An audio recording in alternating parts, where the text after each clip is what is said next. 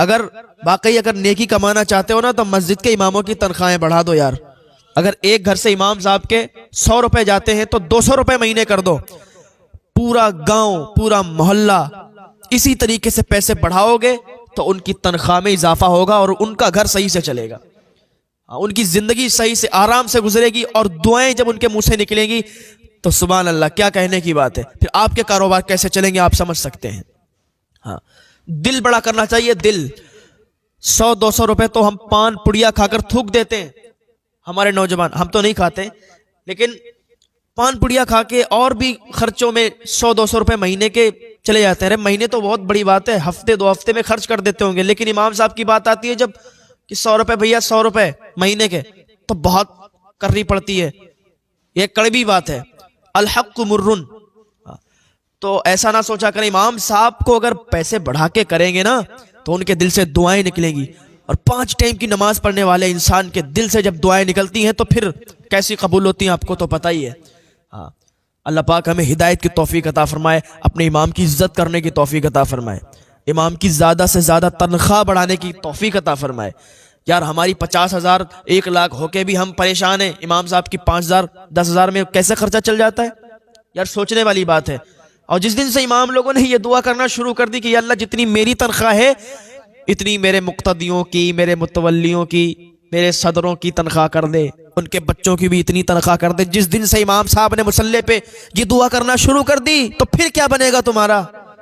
ہاں یار سمجھ جاؤ, اپنے امام کی تنخواہ بڑھا دو.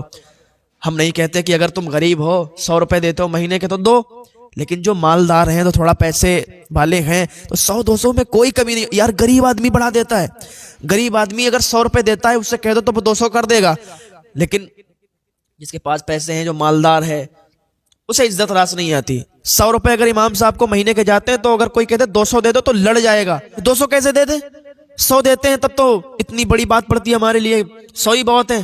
اللہ سے خوف کر یار, مرنے کے بعد تیری دولت کو سانپ بچھو بنا کے تیرے گلے میں پھندا بنا کے ڈال دیا جائے گا. کیا کرے گا اس دولت کو؟ ارے اپنے امام کے کام نہیں آ سکتا, علماء کے کام نہیں آ سکتا, ائمہ کے کام نہیں آ سکتا, تیری دولت ان کے کام میں نہیں آ سکتی تو پھر کس کام میں آ سکتی ہے؟ اگر آج ہمارے بچے کی طبیعت خراب ہو جائے تو ہم 10 لاکھ روپے خرچ کر دیں گے لیکن ہمیں کچھ فرق نہیں پڑے گا. لیکن امام صاحب کو اگر ہم تھوڑی تنخواہ بڑھا دیتے ہیں, اگر 5-10 ہزار کر دیں, 10 ہے 15,000 یا 20,000 تنخواہ کر دیں تو پھر ہمیں فرق پڑتا ہے. یہ کیوں ہوتا ہے یار؟ ایسا نہیں کرنا چاہیے. اگر اپنے امام کو خوش رکھو گے نا تو پتہ ہے غیب سے تمہاری مدد ہوا کرے گی. اگر تمہارے گھر کوئی بیمار ہے, تمہارا امام تم سے خوش ہے اور اسی خوشی کے ماحول میں اس نے تمہارے بچے کے لیے تمہارے گھر پہ اگر دعا کر دی نا تو وہ دعا باب اجابت سے ٹکرائے گی, وہ دعا قبول ہو جائے گی اور تمہارے گھر کی بیماریاں ختم ہو جائیں گی. تمہارے گھر میں جو بیمار ہے اس کو شفا مل جائے گی. لیکن تمہارا امام ہی ناراض ہے, تمہارے گھر بیماریاں ہیں, تمہارے گھر پریشانیاں ہیں, اب تمہارا امام تو تم سے خوش نہیں ہے. اگر تمہارے لیے دعا بھی کرے گا, تم اس سے کہو گے دعا کے لیے, دعا بھی کرے گا, تب بھی وہ کیسے قبول ہوگی دعا جب تمہارا امام ہی تم سے ناراض ہے؟ پھر تو اپنے امام کو خوش کرو, اپنے مسجد کے امام کو خوش رکھو. اگر مسجد کا امام خوش ہوگا تو پورا محلہ خوش ہوگا, پورا گاؤں خوش ہوگا, پوری بستی پورا شہر خوش ہوگا. ہم تو یہ چاہتے ہیں کہ ہر انسان خوش رہے, ہر انسان کے چہرے پہ خوشی رہے, ہر انسان کی زبان سے میٹھے الفاظ نکلیں.